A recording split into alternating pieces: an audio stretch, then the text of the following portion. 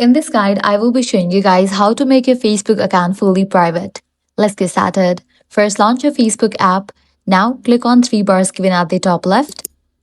Navigate to the option Settings and Privacy. Then click on the option Settings. Once you're in this page, you're going to find the option of Privacy Checkup. Click on that. Inside this section, tap on the option Who can see what you share and press Continue.